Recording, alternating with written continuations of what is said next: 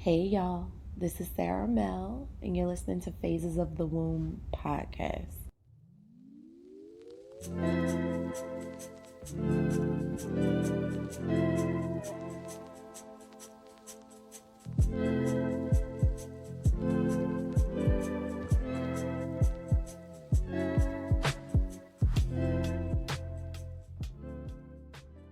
So, on today's episode, we have a good friend of mine, Ariane, discussing how her first pregnancy went and how she delivered without an epidural the first time, then how she turned around and got pregnant with twins and how that delivery went, and now how it is growing and living with 3 kids.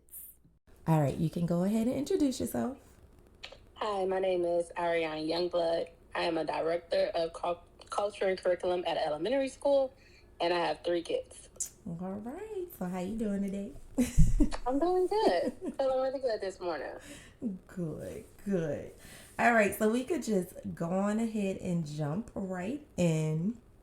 So, I know for Avery, your first baby, you decided to go with a midwife. What made you choose a midwife? I think I thought about the idea of just having like a natural birth, and this idea that like I just wanted to really experience natural birth, and I know like midwives, like that's what they do, and the support is really great there. So I just was like, let me go ahead and try it. Why not? How old were you when you had your first baby? 26. Okay. So I wanted to ask because I feel like midwives and natural births and all of that have become a bigger topic over the past few years. Did you just kind of go into it already having that idea, like you want to have a natural birth? Did you see something, like what made you decide that's what you were thinking about doing, what you wanted to do?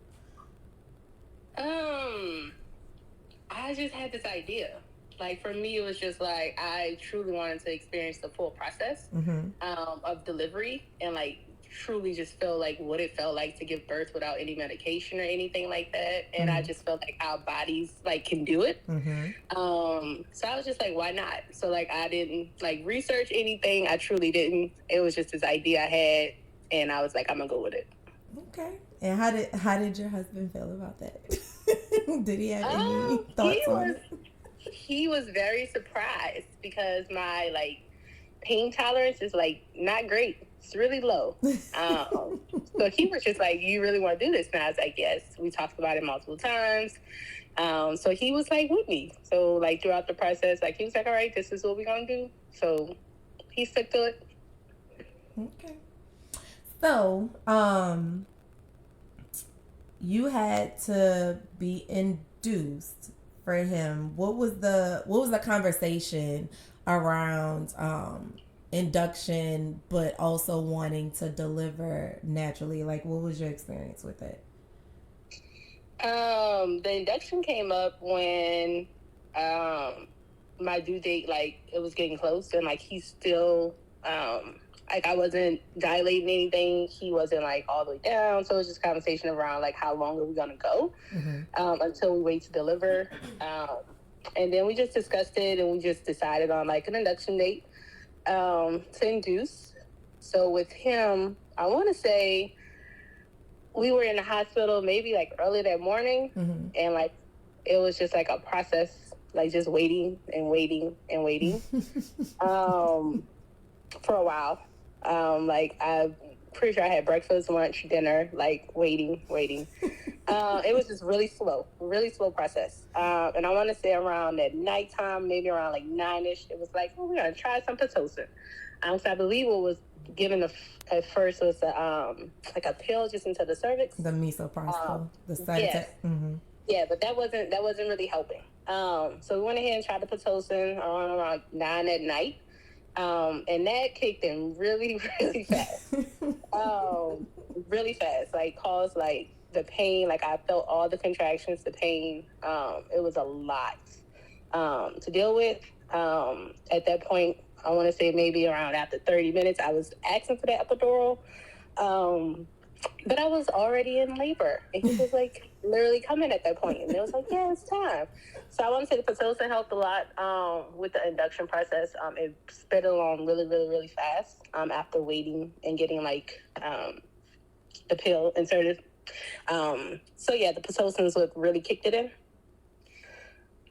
Okay. And then you remember how many weeks you were? I want to say at least 41. Okay. So I'm gonna ask you this because I know it depends on where I work, but there's a lot of push. Like people start talking to women at like 38, 39 weeks about like a 39-week or due date induction, and most people don't feel like you're supposed to go over your due date.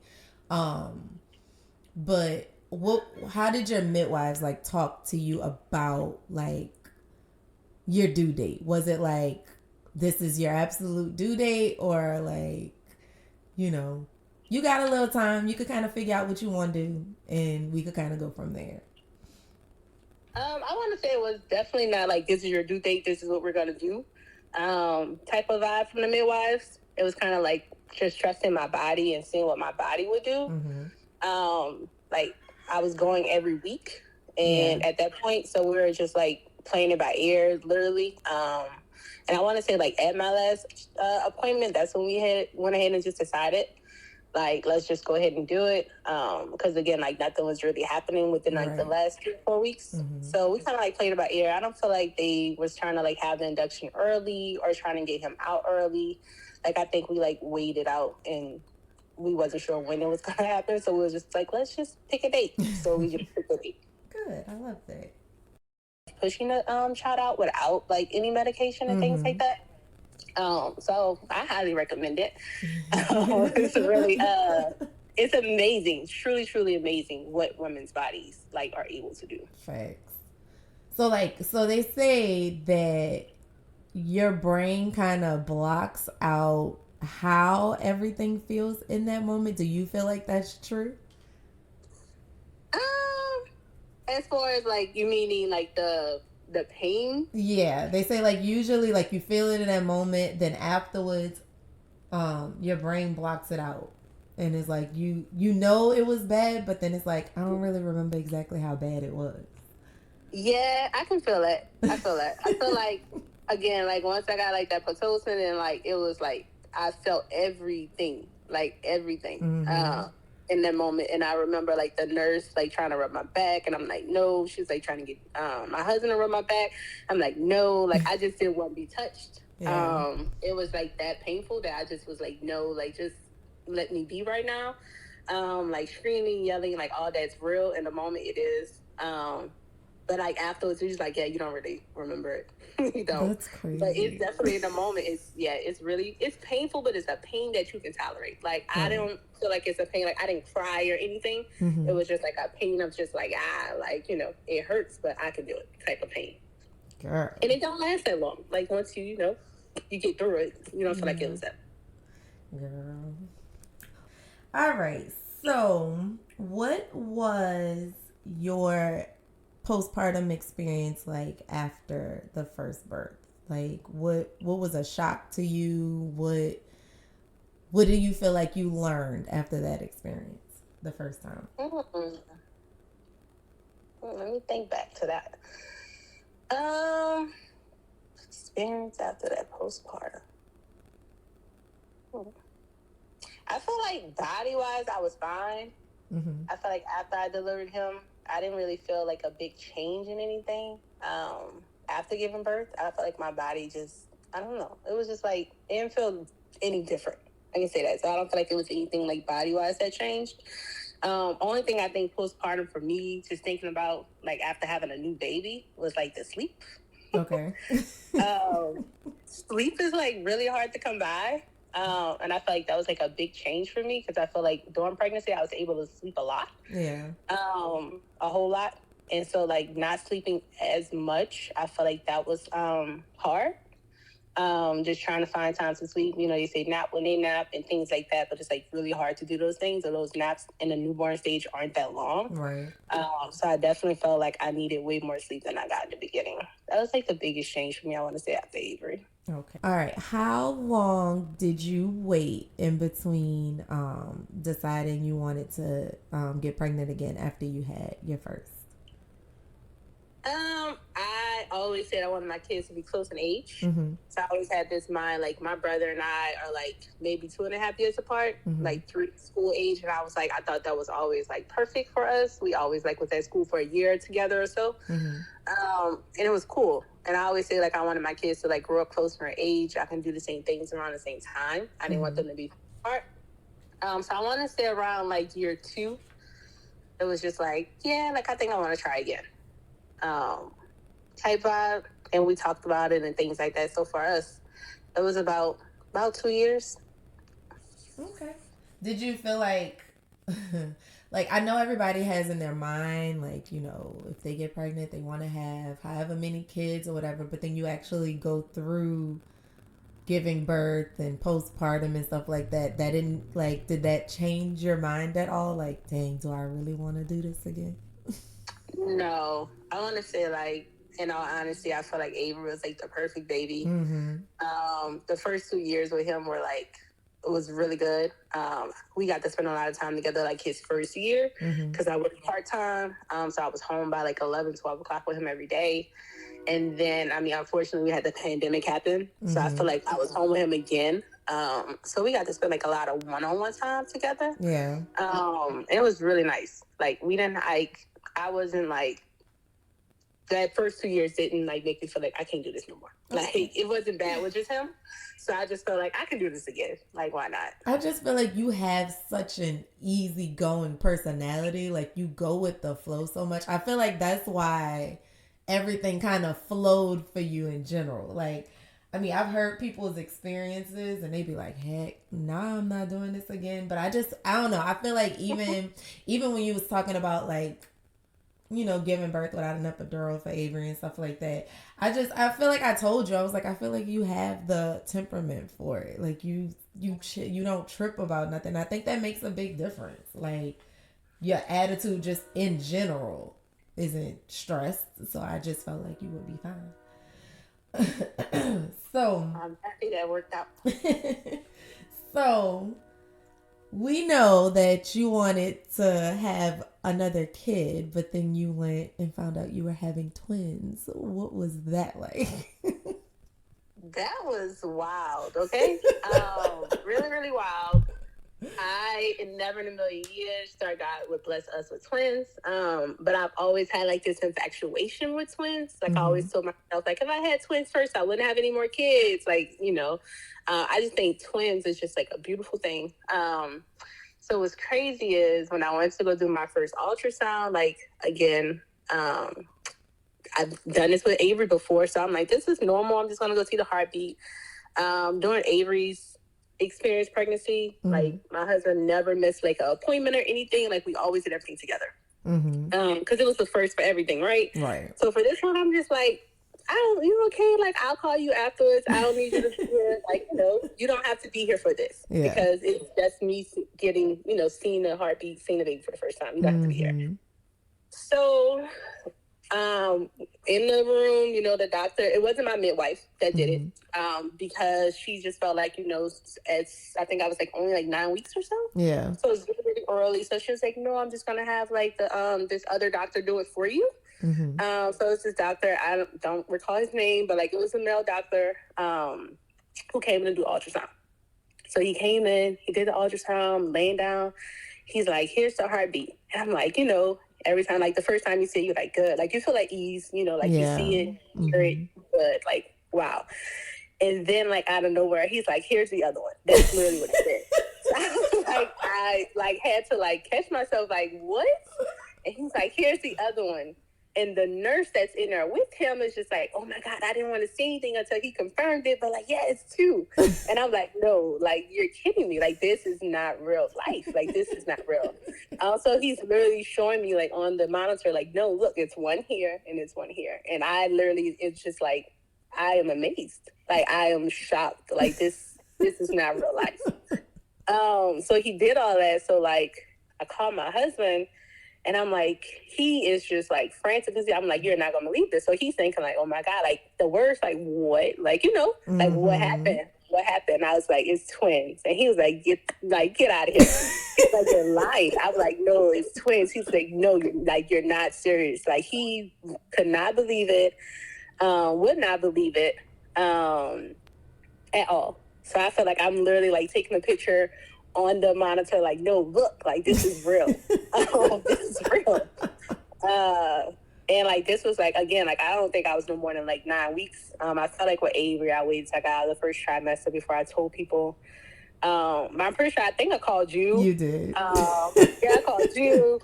I called your godmothers. Like I was just like, you're not gonna believe this. Like first of all, I hadn't even said I was pregnant yet, but I was like, you're not gonna believe. Like I'm pregnant, but not just for one, but two. Like I was just like, I couldn't believe it.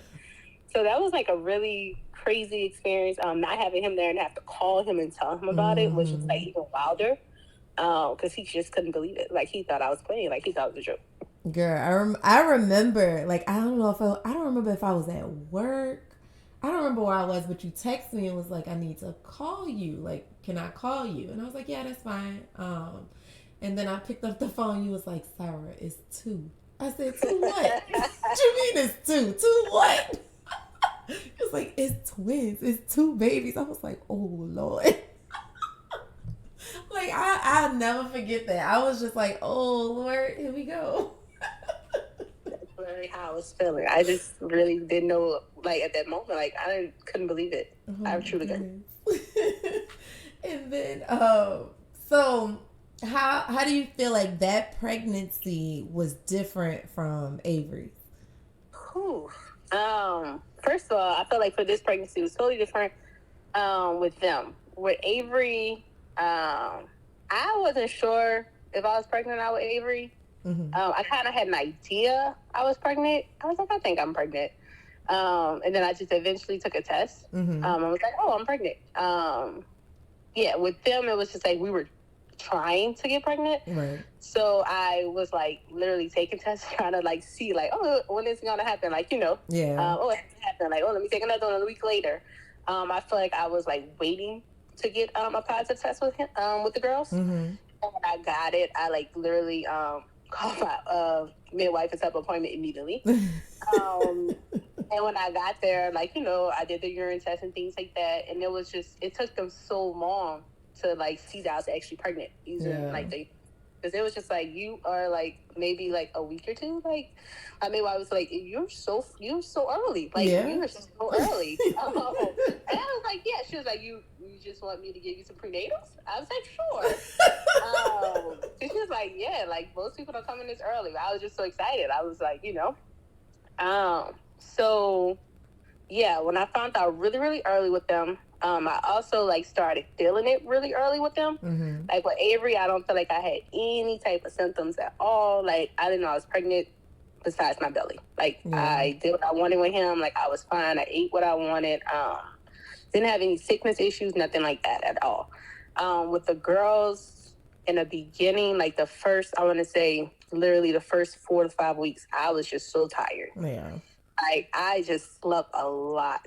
Like my body, I was just so fatigued all the time. I felt like I like barely ate in the beginning. I was tired, a lot tired. And this was before I found out it was twins. Yeah.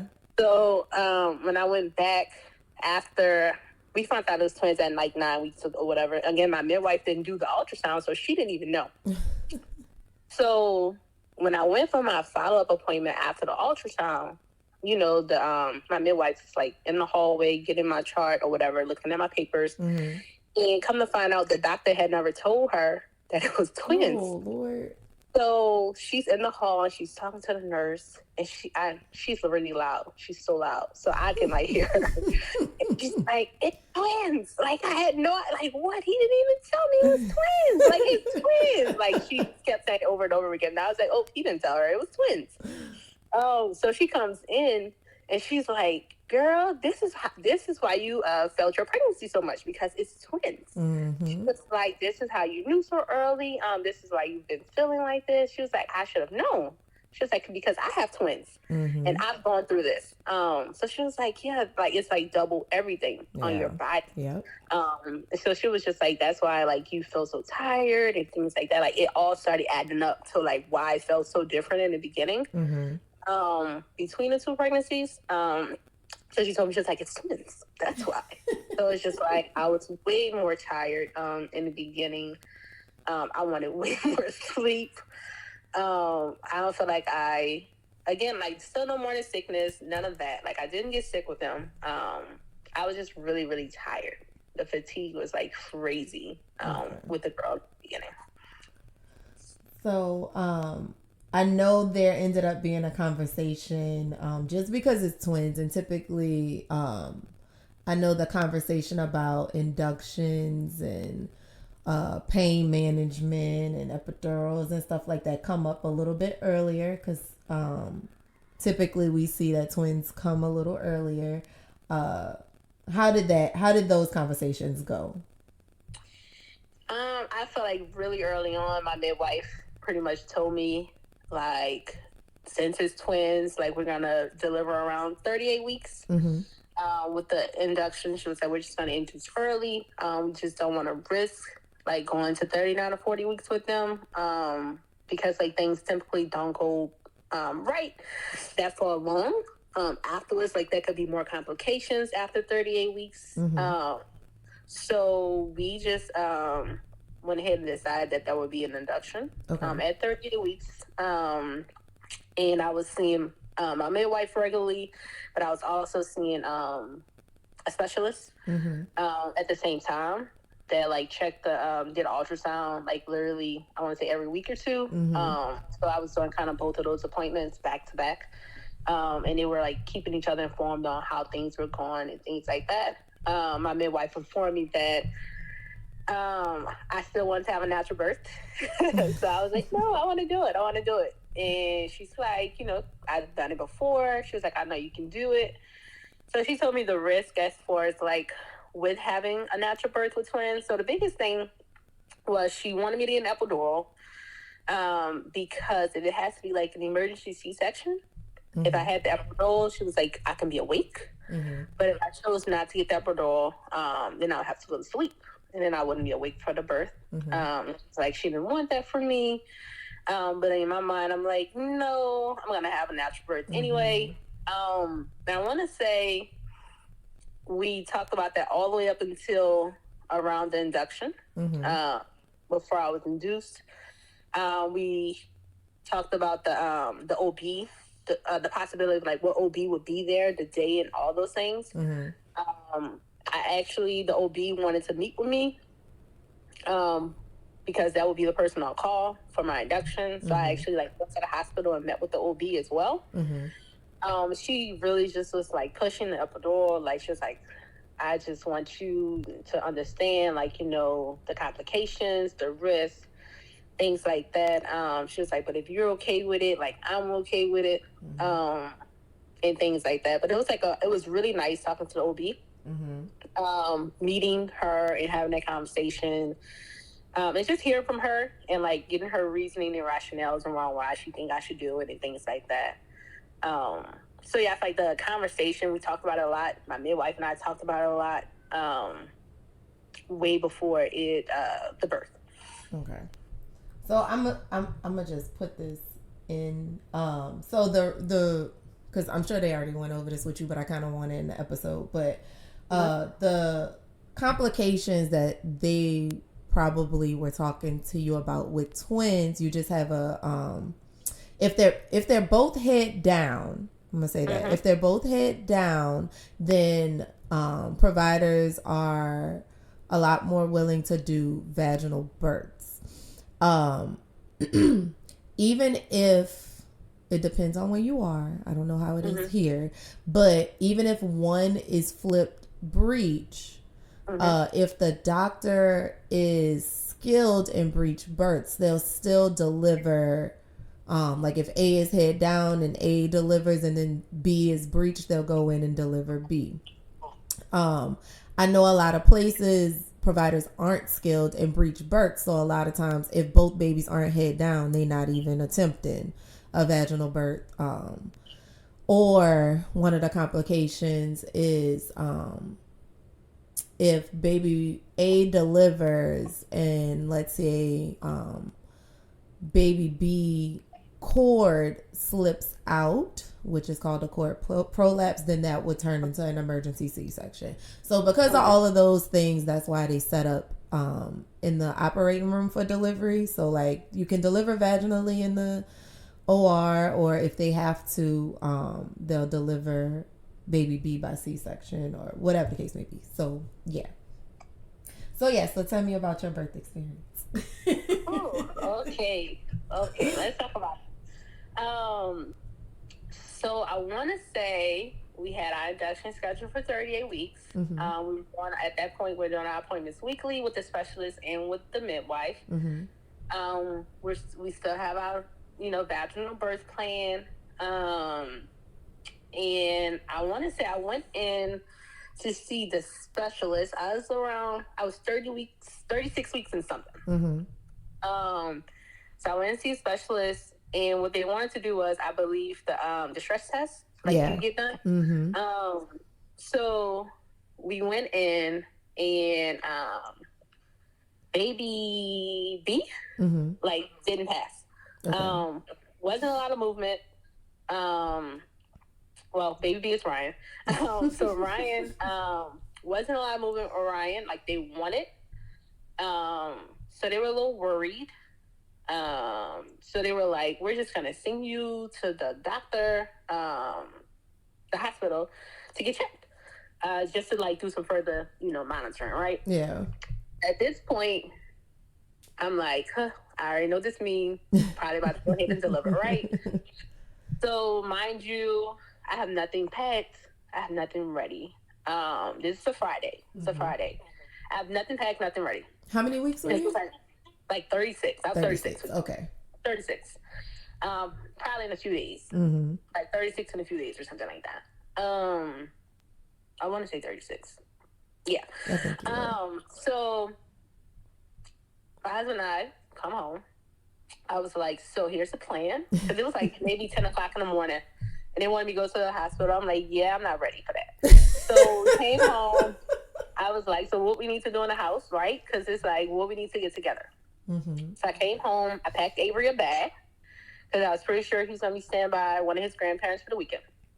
So I packed him a bag, cleaned up the house a little bit, straightened up, took me a shower, got myself together, right? Mm-hmm. I had already washed the girls' clothes. I hadn't packed their bag yet, but I had washed all their stuff, so I kind of had an idea of what they will wear. Mm-hmm. And I just wanted to make sure everything was good. So it took a while, we would literally clean the house before we left. So I finally made it to the hospital. And he was like, oh, we've been waiting on you. I was like, yeah, I know. You are horrible. So they put me in a room. And they wanted to obviously monitor Ryan some more. Mm-hmm. So I believe they was counting her movements and things like that. Mm-hmm. And they did it, and I want to say she barely passed. Okay. It was a barely passed type situation. So the OB was like, I'm gonna keep you, right? Mm-hmm. We're gonna see how it goes, see how she is. We just don't want to send you home yet. So I was like, cool. So hours later or whatever, this was what? So Friday night, I stayed there Friday night. Ended up staying Friday night. Sent my husband home. I was like, you could be with Avery. I know I'm not giving birth tonight. Mm-hmm. You can go. So sent him home Friday. Saturday they did the test again, and I want to say she I think she failed again. So the OB was just, did she fail or was a barely? I think it was a barely thing again. Mm-hmm. It was barely. Mm-hmm. Yeah, she didn't fail. It was barely. It was barely. It wasn't as much as they wanted. That was the issue. It wasn't as much as they wanted her to move. The movement just wasn't as frequent as they wanted and things like that. Mm-hmm. So this OB was not the OB I met with because, again, the one I met with was supposed to do it in 2 weeks. Yeah. So it's a different OB that I'm talking to. So she comes and has this conversation with me. So since Ryan wasn't making a movement or whatever, the specialist had recommended that I deliver at 37 rather than 38. Yeah. So that's what the specialist recommended, that I like deliver, I want to say on Tuesday. Mm-hmm. So the specialist like told my midwife, like, you should do the induction on Tuesday rather than wait another week. Okay. So I'm in the hospital on Saturday, and the OB is like, look, she was like, you can go home, right? Mm-hmm. But you're going to come right back on Tuesday to have these babies. Right. It was just like, I think it would make more sense, for you, the baby's like safer if we just go ahead and do it now. Mm-hmm.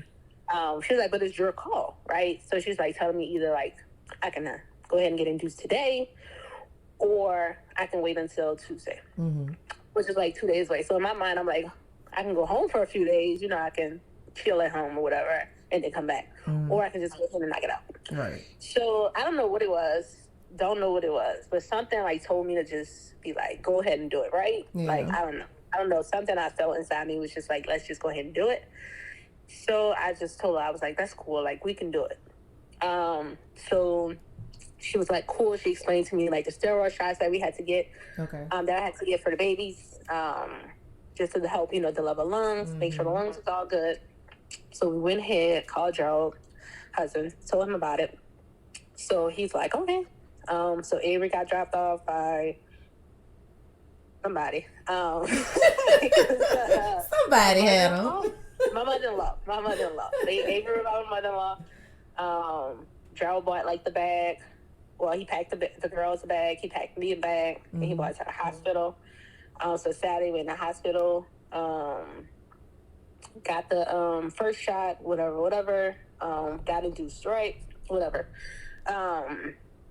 No, I think got the first shot, then we got the second shot. Yeah. Waited for the check out, then we got induced. So at this point, again, it's still like, oh, I want to have a vaginal birth. I want it to be natural. Mm-hmm. And they're like, okay, okay. So I'm trying to think about it. Cool. So I want to say I still, like, the pain was still not bad with the girls. Mm-hmm. Still not having, like, crazy, like, pain or anything like that. Tolerance is good.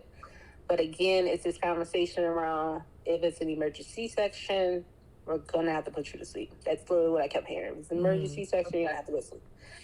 And I'm just like, oh, okay.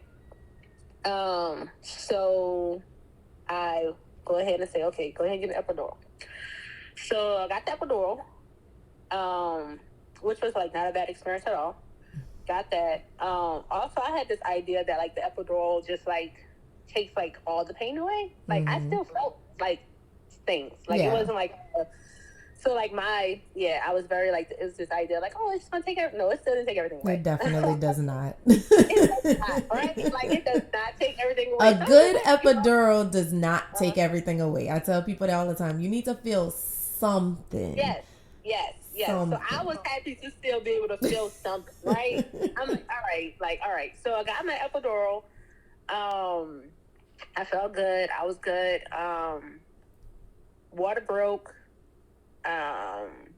Still like good though after that. Mm-hmm. I want to say around, when was this? Around like 2:00 in the morning, I felt like the contractions like pick up or whatever. And I kind of knew I was ready to deliver. I was like, it's time. Like I knew that, right? Mm-hmm. So I called the nurse. I was like, all right, like I'm ready. Like it's time. So they're like, okay. So they come and check me. They was like, okay, it is time. It's time. Mm-hmm. So they take me to the operating room. Mm-hmm. Go to the operating room. They explained everything why you have to be in the operating room in case of an emergency section. So we go to the operating room, and I had 2 midwives there. Mm-hmm. It was a lot of people. Okay. Yep. I had 2 midwives. I had my OB. I had a nurse. Baby had nurses. We had the anesthesiologist. Mm-hmm. It was just a room full. Like it was a lot of people. And thank God that like all those people were there, right? Like they were all meant to be in their room. Mm-hmm. They needed to be there. So we get in the OR. I'm ready. Like I've done this before. I'm like, I'm good. I'm ready. So they're like, all right, you can push. So I'm pushing. Then they tell you take a break. I'm like, I don't need a break. Like it's time. Like she's right here. I feel it. I don't want a break. Like, let's just push. Like, just let me do it. Mm-hmm. So literally, Logan came out in a matter of like, I don't know. It did not take that many pushes for her to come out at all. She came like right out. It was so easy. Just pushed her out. So they gave her to me. I'm like, cool. Like, we good. We got one out. Now we like, let's get the next one, right? Mm-hmm. So Ryan is like all the way at the top. Right, my girl is like at the top. Chilling. Like, again, chilling, right? So the OB is like so patient. She's like, we're gonna wait. So I'm pushing, nothing. Like, my girl is just not moving. Like, she was like, I'm not coming down. So I had Logan at 2:27. That's the time Logan came up. 2:27 in the morning. It's like 30 minutes now. And at this point, she's like, like, I'm waiting. Like, because I want, like, the OB was really trying to, like, be on my side, give me what I wanted. I wanted a vaginal birth. She knew I didn't want to have to get cut. Like, she knew these things. Even though I had just met her, like, 2 days, she was on my side. She knew what I wanted. She really was, like, being patient. My midwives were being patient. So one of my midwives, like, went in to, like, feel to see where Ryan was or whatever, right? And you already discussed this, like, one of the complications with the cord. So what happened was she went in and the cord had, like, must have, like, disconnected or whatever because she had it. Oh, it fell down. Yeah. So she had the cord in her hand. And at this point, the OB looks at me and she's like, I'm so sorry. And we got to do it. Like, we have to cut. Yeah. So, like, they're telling the midwife, like, don't move. You stay. Yep. You hold the cord. Don't move. So, mind you, I got the epidural, right? So that's like, all we got to do is numb you so you could be awake. Because I only got the epidural so I can be awake. Right. That's the only reason I got it. So, they give me the some numbing medication. And the OB, like, puts her knife on me to see if I can feel it. I'm like, yeah, I can feel it. Like, I can feel it. So she's like, all right, we're going to give you some more. So they gave me some more. And I'm like, I can still feel it. And she tells me, she's like, I'm so sorry, but we have to put you to sleep. So that was, like, really, at this point, that's when, like, I'm crying. And it's not like it's just like a silent cry because it's like I'm really, like, upset. Yeah. Because, like, I only got the epidural so I can be awake. Right. Like, that was the plan. Like, the plan was for me to still be awake to see my daughter be born. And, yeah, my body, again, was just like, no, we're not taking this. Like, I can feel everything. Like, the medication is just not working. Yeah. So I had to be put to sleep. So I was put to sleep. And, of course, like, I'm asleep. I have no idea what's going on. All I remember is, like, waking up. I'm waking up. I'm in the room. Husband's not in the room. It's just me and a nurse.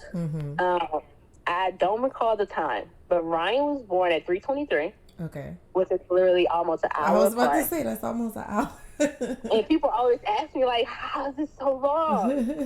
Because the OB and my midwives really held out before cutting. They took a really, like, they waited until it had to be done. So I remember waking up, and I want to say it was like, I don't know, maybe like 7 or 8 in the morning, 7 o'clock in the morning. Let's just say it was 7. So it had been hours. I was just asleep.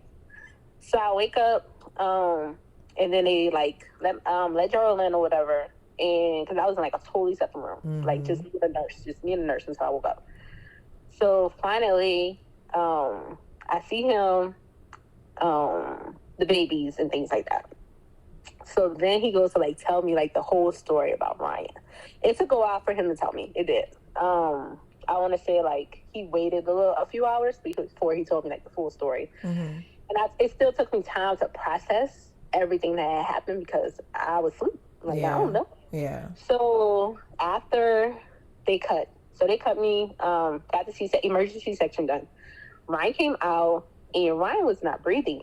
That was, like, he said they wouldn't even, like, show him Ryan at first.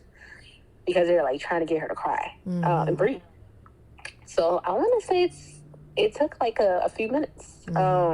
And I can only imagine, you know, what that was like for him. Right. Being awake, like him seeing this, like not being able to see her. And just knowing that they were really, really trying.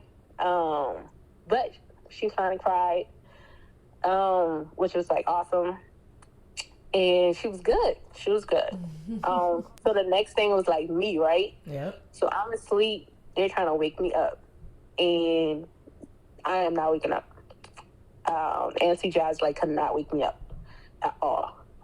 So Joe would say he was like, he can tell the anesthesiologist was like really nervous. Yeah. As I would not wake up. Like, and they would understand like why wasn't I waking up right afterwards. So again, like I can only imagine how nerve-wracking that is for him. Yeah. Like my daughter's not breathing, my wife's not waking up. And then he got another baby that's just there hanging out. Another baby that's just there, right? Like she's just there. She's good, but she's just there in the mix of all this. Right. So yeah. So he's like telling me all of this, and I'm just like, what? Like this is wild. Like this is crazy because again, like Ryan, like just being so far up, and then like the cord slipping, all of that happening with her, and then me, my body like not being able to like numb fast enough for them to cut, so having to be put to sleep, but they're not able to wake up in a matter of the time they wanted me to wake up. So he even told me he was just like the anesthesiologist like came and checked on me and everything because he was so like, you know, he was like scared, like, you know, why is he waking up? So he was like, no, like he came and checked on you. He was like, all the nurses came and checked on you. But I truly feel like everybody in the operating room was meant to be there for like all those reasons. Like I had a nurse that was there for me. I needed her. The OB was like just amazing. The fact that she even like waited and didn't just automatically cut me. Yeah. I was like really, really thankful for her. My midwives that were there the whole time. I remember like at my follow-up appointment, my midwife being like, this is the craziest birth ever. Like she was just like, I've never experienced anything like this in like over my 20 years or whatever. She was like, you had everybody scared. Like we're just like, you know, the whole process of having to be cut, the cord slipping, the not waking up. It was just a lot. A lot. But we all came out on the other side. So that's all I can ask for. Girl, that is a mess. My nurse would have been bad as the nurse. It was a lot. Yeah, the nurses checked on me a lot. I felt like everybody came in that room afterwards and was just like, yes, like, thank you. Like, I want to say, because we were there days, like a few days. And I met every OB on rotation. Okay. Because they all came to check on me.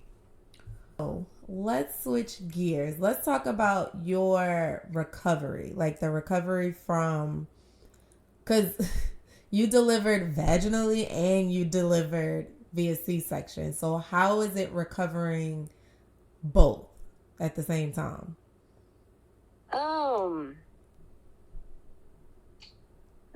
The C-section, obviously, this was just totally different for me. I remember like just being in the hospital and one of the OBs telling me like, you can shower and take your tape off, like you can take it off. And I'm just like, okay. But even like getting up to walk at first was like really hard. Like it was just like, it was hard. Felt like the pain was like high. I remember like taking medication the first day for the pain, maybe first, second day. The first 2 days, I took some pain medication because it was that painful. But taking that tape off was like a different type of pain. I was in the shower like, oh my gosh, like that was just like a different type of pain. And then when my midwife came to see me, and she knows like, she was like, oh, they took the tape off? I was like, I took it off. She was like, what? I was like, yeah. And she was just, first everybody was amazed by the cut, okay? Like, every OB was like, what? This is, like, the best, like, ever. So I was like, oh, it is? Like, that's good news. But I want to say, like, it was just really painful, like, walking at first. So that took a while to just feel okay with. And I'm not one to, like, use medication Mm-hmm. Like I don't know. I feel like I could just take the pain usually.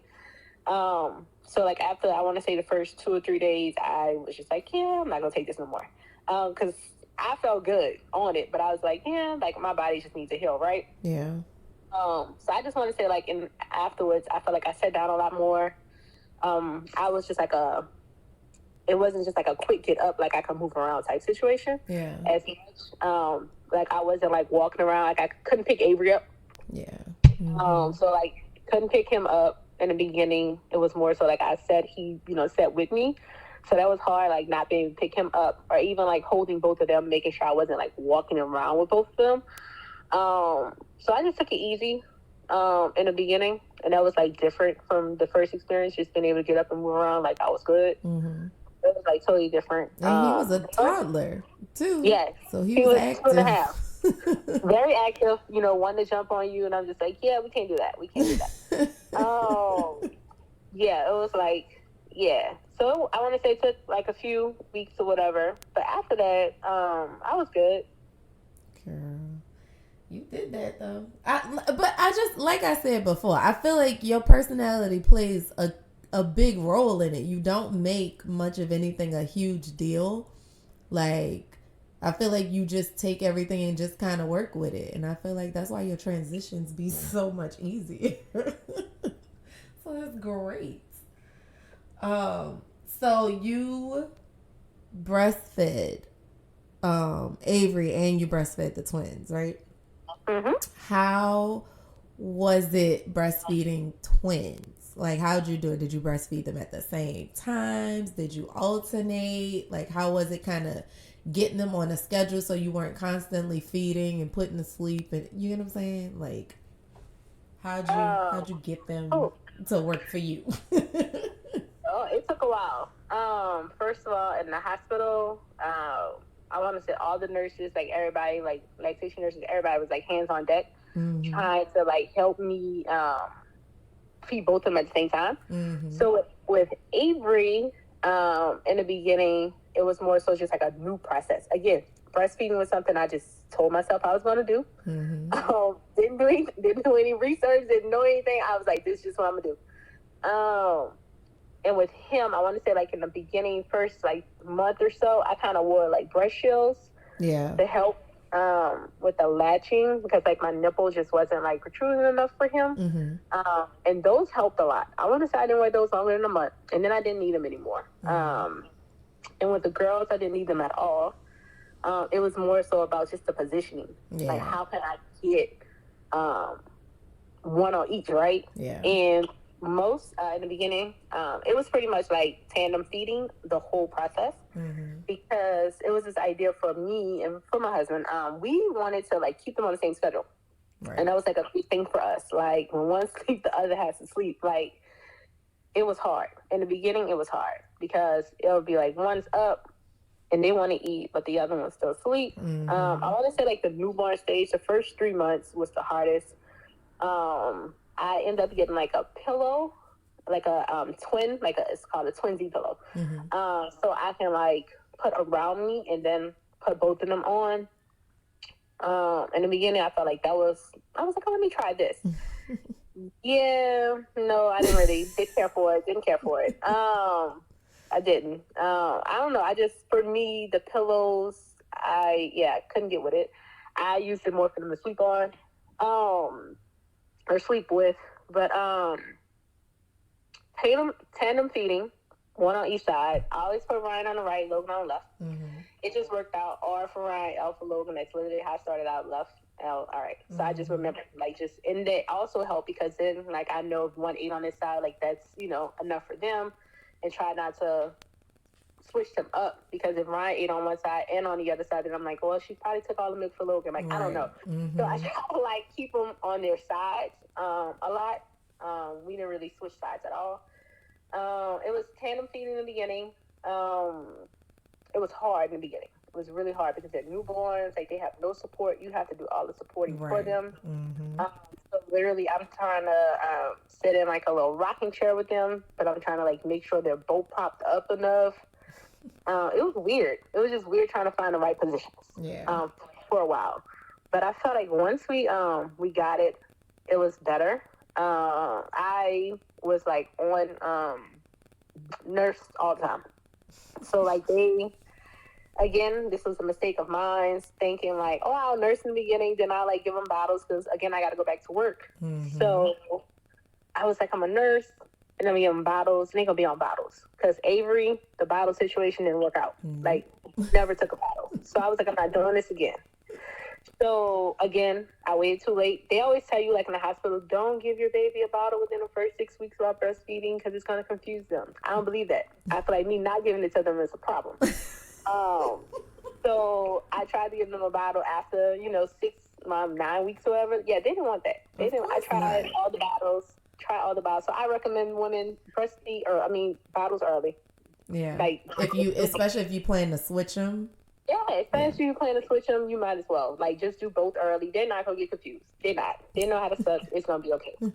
But me, it was a part of me also being a tired mom. I was so tired that I just was like, the breast is easy because it's there. Yeah. You don't have to pick it up. You don't have to do anything. So when they're crying in the middle of the night, it's right there. Mm-hmm. So for me, it was a convenience thing as well. Yeah. Again, not thinking in the next 2 months, you're going back to work. So went back to work. My kids would not take a bottle. They would not take a bottle. So luckily I was living no more than 8 minutes from my job. Mm-hmm. So I literally would either come home to feed them or have Joe bring them to me to feed them. Okay. Mm-hmm. That was the schedule we kind of worked out because they wouldn't take a bottle and they had to eat. So I literally would be like, all right, let me pop home for 30 minutes, feed them, go back to work. I let him bring them to me, sit outside in the car, feed them, go back into work. I did that all the way. They were born in February. I went back to work in July. Mm-hmm. And we did that all the way until May. Okay. Of this idea of me coming home or him bringing them to me. I want to say once they made one in February, that's when I kind of stopped the coming to me.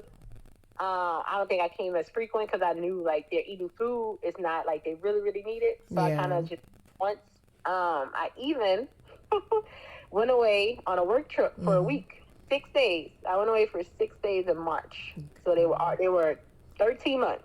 I went away for 6 days. I was they're not gonna need milk. It's fine. They didn't need milk. So you didn't pump or nothing? I didn't pump. Didn't leave anything because they don't take bottles. So I'm like, what's the point? So I did buy me a little hand pump to pump while I was out there because my body obviously was so used to me nursing. Right. So I did get engorged out there. Not great. I don't pump, so it's kind of this thing of let's do this thing.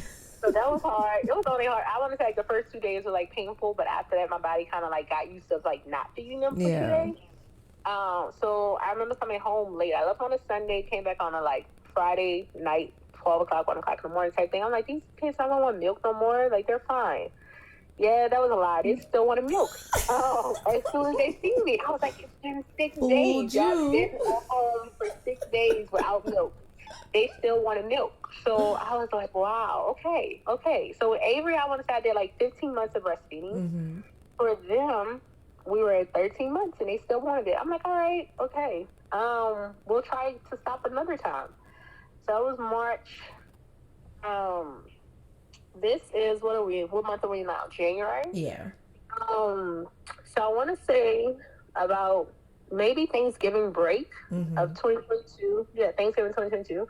I was I'm going to drop some sessions. So I only dropped to one session. I only fed them in the morning, only nursed in the morning. I dropped all my night sessions, afternoon. I was we're only going to nurse in the morning.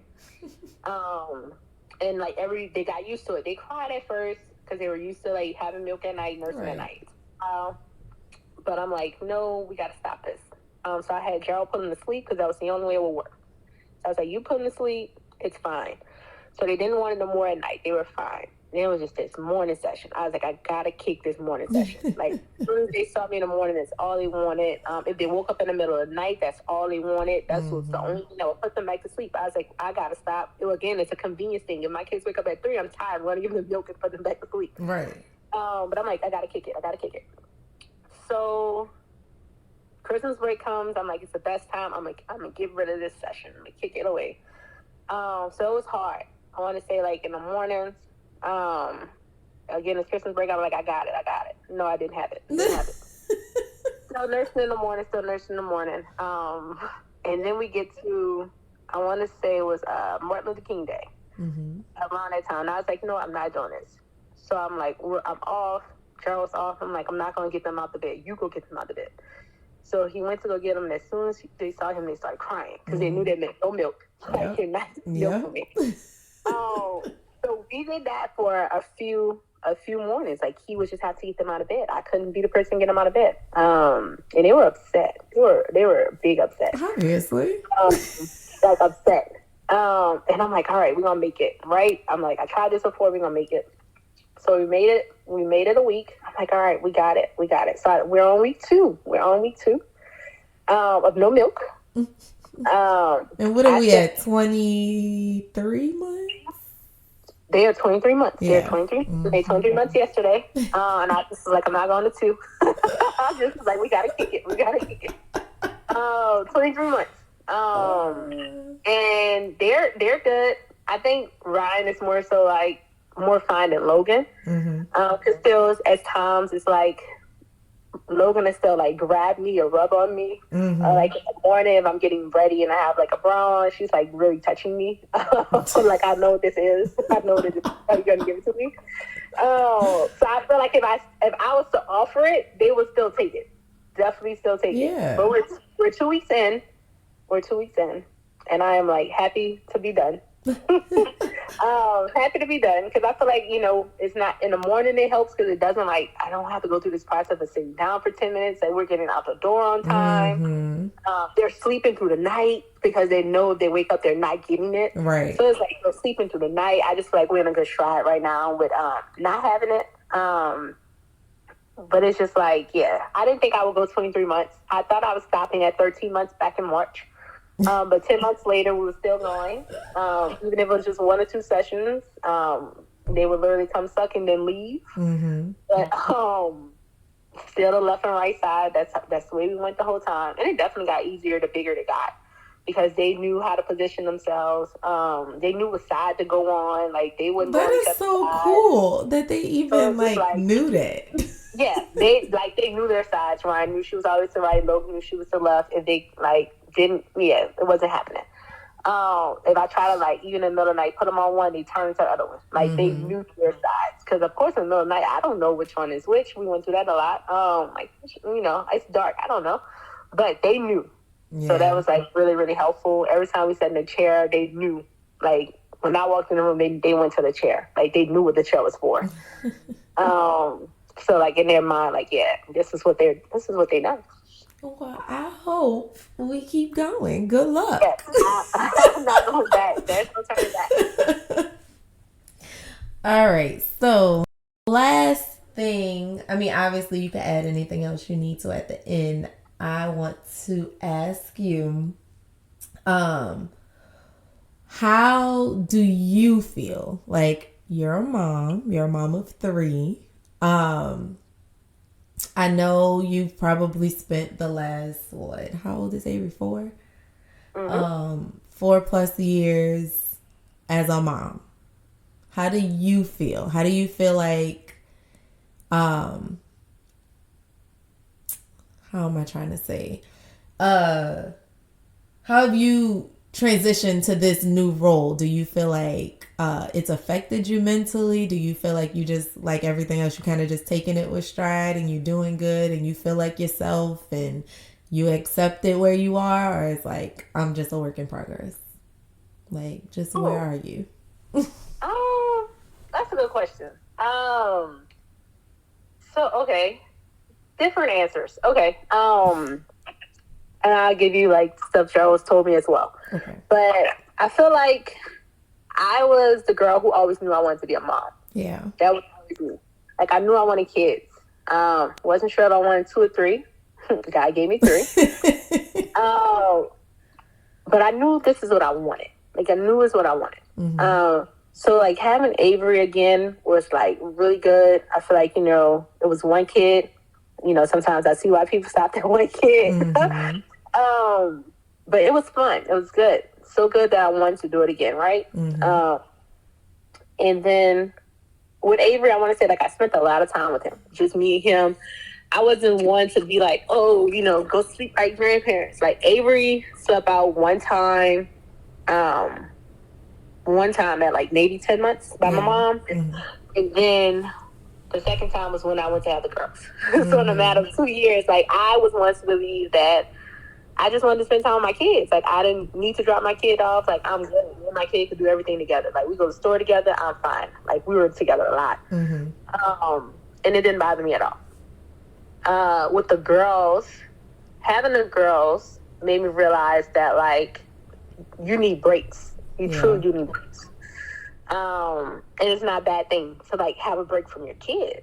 So Avery started, like, spending the night a lot out by his grandparents in the beginning. When the girls were first born, and that was, like, really helpful to just have someone, like, have him, keep him entertained, you know, give him some one-on-one attention. And then, like, we're at this place where the girls are, like, about to be 2. So it's, like, it's active in the house. It's a loud house. It's a loud house. It's never a dull moment. But it's really hard to, like, get things done with having 3 kids in the house. It's really hard, like, being productive a lot. Whether it's just, like, doing housework or just things for yourself. It's, like, really, really hard. So I'm, like, still working in progress as far as, like, finding this balance of, like, being a mom and then, like, taking care of me. Yeah. So I definitely utilized grandparents a lot more, way more than I did in the beginning with just Avery. Like, even if it's just to, like, sit in the house and just, like, have peace and quiet. Or if it's to, like, go out on a date, right? Definitely utilizing them more for that, because the self-care is definitely lacking. I know that. My husband tells me a lot. It's like, you should go do this, you should go do that. And most of the time it's just like, it's a lot just finding the time with my schedule, the kids' schedule. As far as, I mean, Avery had like 6 birthday parties this month. It's like his social life is popping. Jeez Louise, he popular. Yeah. But I don't complain, because, again, this is what I asked for. Like, this is what I wanted. And this is, like, this time, I know it's time I never get back with them at this age. So, like, I truly, truly enjoy it. Truly love it.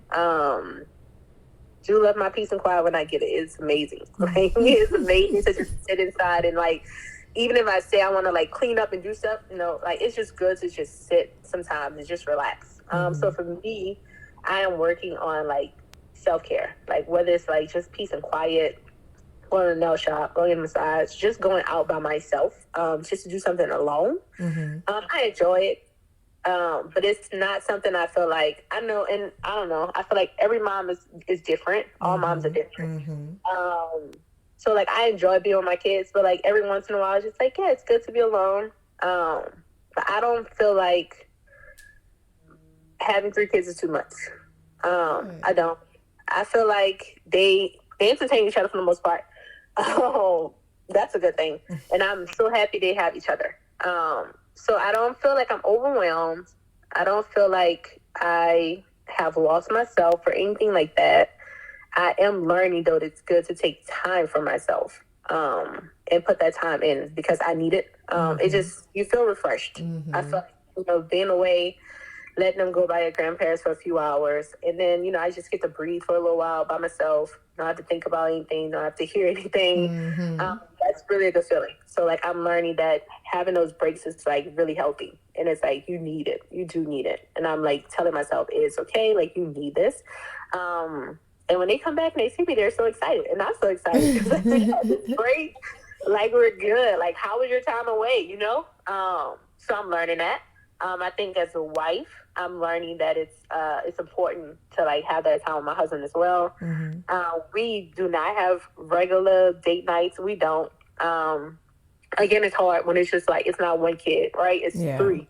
So it's just, like, also understanding, like, when I bring kids by grandparents, it's just, like, sometimes, you know, I might send Avery to one and the other go to the other place. Or sometimes it's, like, you know, they'll go, all three go together. But I'm also understanding that 3 kids is a lot. So like, I don't want to always just be like, take all 3. Like if you take 1 or 2, I'm good.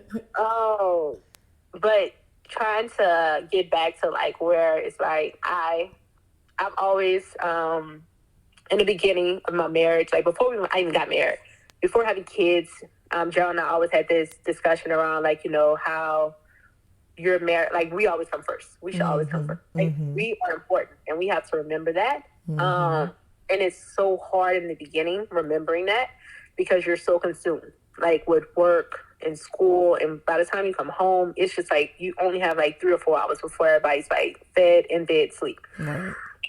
So we have to like, we are learning to find time for us, and just like, even if it's just like at night, having those conversations with while the kids are asleep, you know, catching up, or like again, like drop them off for a few hours just to like go grab lunch or something, just like have that time alone, because also understanding that alone time is so important.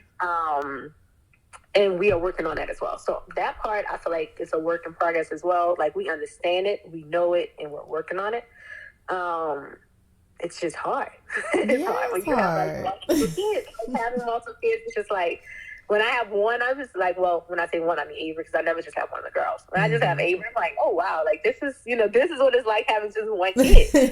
Like it is way more manageable. It is. It's way more manageable with just one, and I get it.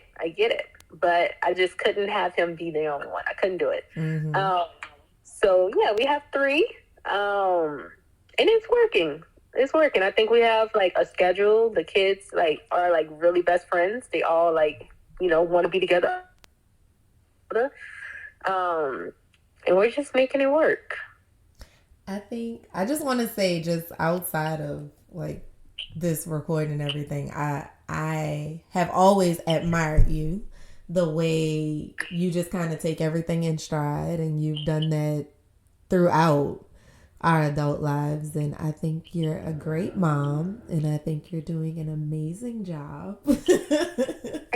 Thank you. I truly appreciate that. Yeah. So if you enjoyed today's episode, be sure to subscribe, like, comment, or whatever the social media world does these days, child. And if you would like more information on phases of the womb, be sure to go to Instagram and follow me @_phases of the womb. We touch on all different topics on our Womb Wednesdays, and usually the topics are whatever we're going to cover on the Fridays when we release our podcast episodes. I have a website. Make sure you click in the link. If you have any questions, be sure to email me, message me on Instagram, whatever you need to do. And just make sure you tune in. I appreciate you. Bye.